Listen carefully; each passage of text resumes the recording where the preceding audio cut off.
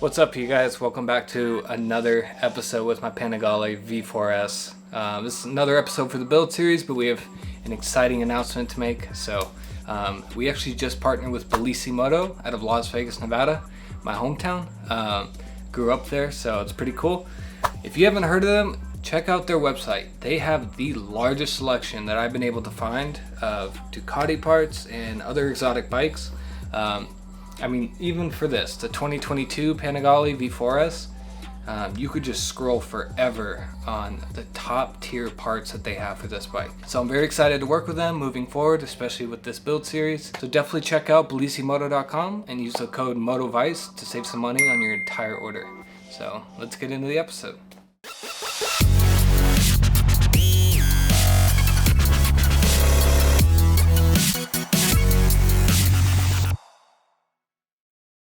Alright guys, so for tonight's episode, the one gripe that I have about this bike right now is the windscreen. So I'm actually going to get in a tucked position with my helmet on, and just to show you how this windscreen, because the gas tank hump is so high with this year's design, you really can't get a good tuck behind it and get a lot of the wind breakage to hit the top of your helmet. So give me a sec, I'm going to throw my helmet on and I'll show you right now. Alright guys, so I'm going to put my helmet on right now, and then we're going to get into a tuck, and then I'll show you where the windscreen edge kind of matches with the helmet. And then once I take the helmet off, I'll be able to talk to you guys about at least what I'm experiencing on the road when I go out on my rides.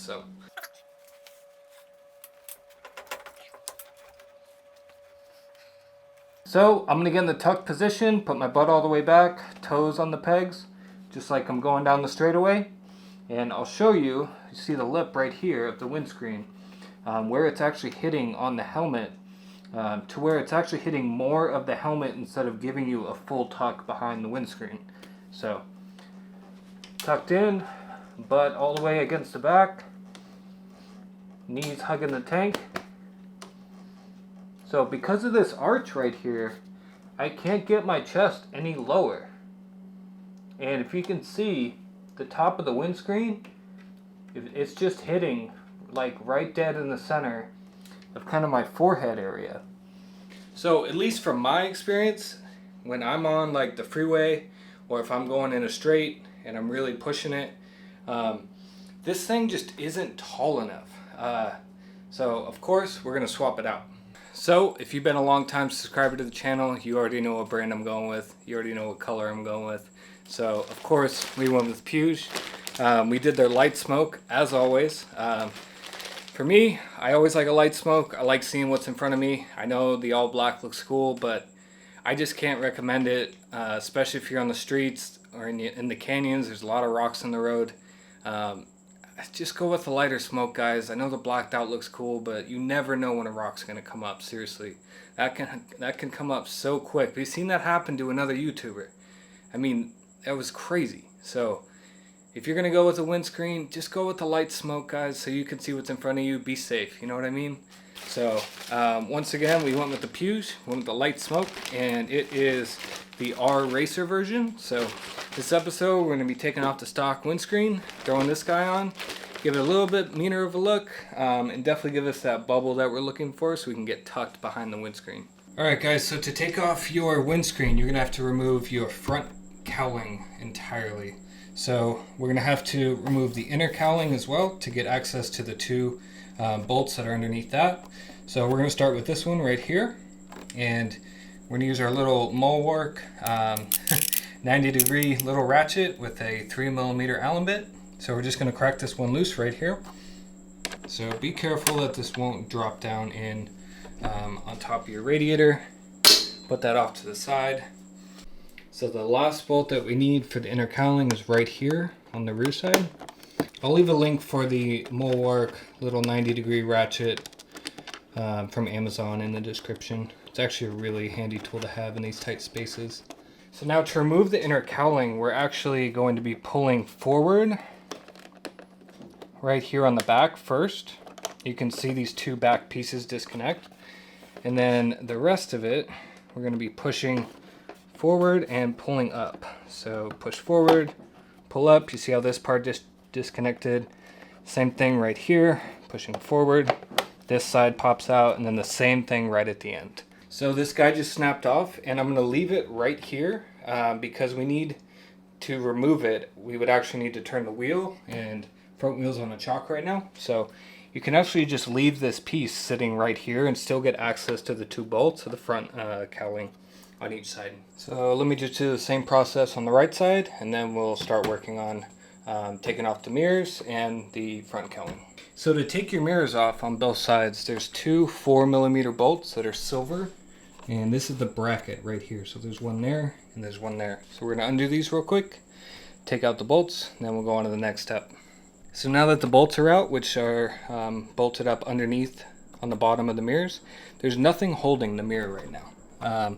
So we need to disconnect the turn signal indicators with this white plug right here, and then we'll be able to pull out the mirrors. So I'm just going to use a little pick right here to push down on this tab. Now the mirror wire only comes out one way, so just try to guide it through. If it's not going up, just twist it and then it'll pull out. So now with this mirror out, we're going to move on to the right mirror, and we have to do all of this before we can unbolt all of these bolts. And the problem is we have to take the cowling off because we cannot unscrew these bolts without taking the cowling off. I think I've seen somebody do it without having to take it off, but I've also seen a lot of videos where they do. So we're just going to do it anyhow, show you guys how to do it just in case you get stuck. But we're going to take that right mirror off real quick, and then we'll start working on the cowling again. So as you can see here, the rubber that they put on the bottom of the mirrors is pretty much a vibration dampener, as well as to protect your paint right here. So whatever mirrors you decide to put on, if it's these guys back on, just either leave it connected around the connector right here, or place it back over the holes if you're going a different route. So now the next step, removing the front cowling. You're going to see these 2 bolts right here. I believe they are 3mm bolts, and there's one on each side, so we're going to have to undo these, and I can't get my camera in this angle right here, so I just wanted to show you the bolts and where they are. So these 2 have to come out. Be very careful not to drop them down in on top of your radiator. Be very hard to get out, but let's undo these, move on to the next step. Alright, so we have both bolts from each side off here. We did pull these off just in case, and the one underneath the nose. There is one last bolt right in between this little opening right here that's holding the front cowling on. You're going to need a T-handle. You can use an Allen, like a long Allen key, but it's a 4mm bolt right in here, and then we should be on our way.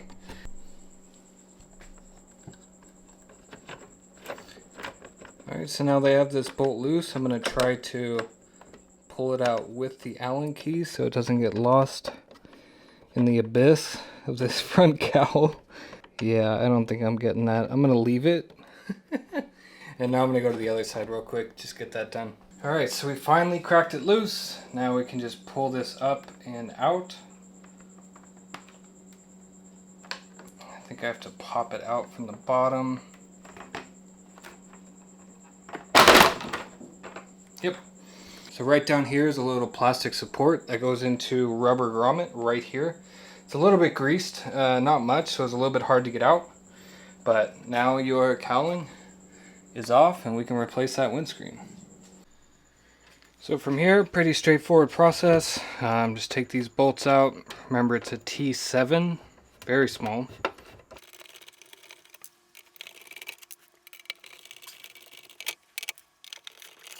So we just removed the windscreen from the cowling. There are 6 little rubber grommets that they screw into. So we're going to grab the Puig, screw it back in, throw the cowling back on, and put this guy off to the side. So I wanted to compare the 2 windscreens before we put everything back together. So here's the OEM, and here is the Puig. So the Puig is definitely a lot taller windscreen compared to the stock OEM. It is going to flex a little bit out, so it's not going to be as tall. So before we install the Puig, something we picked up at Bellissimoto is these black windscreen bolts. So these actually look like Allens instead of Torx, but when we open them up, we'll find out. But these are by CNC Racing, and they're all black. So every other bolt on the bike is black except for the windscreen. So we got the black bolts to go with the smoked windscreen. So let's get these mounted on the cowl and the windscreen. So something I noticed is that these actually turn the bolts into Allens, and they're not only black, but you're not using Torx, which I don't know, I don't really like them. But this is a 2.5 millimeter Allen, and yeah, I think it's going to look great. It's going to be a lot easier to install too. So something you can do is stand up the windscreen, line up the holes, especially on the front too, because they're a little bit difficult. And now just hold the rubber piece in the back, just like, let me get the angle, just like this. Hold it with your fingers, and then you can screw this bolt in. And that's going to look great when it's done. The all black? Yeah, for sure.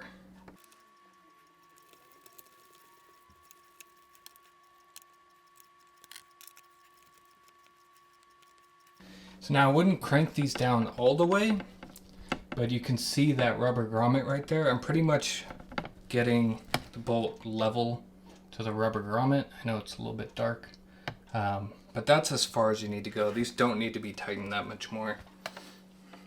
So this is what she looks like when she's all buttoned up. We got the black CNC Racing bolts, matches the black Ducati logo, black up here, smoked windscreen. Looks pretty good. So let's go back over to the bike.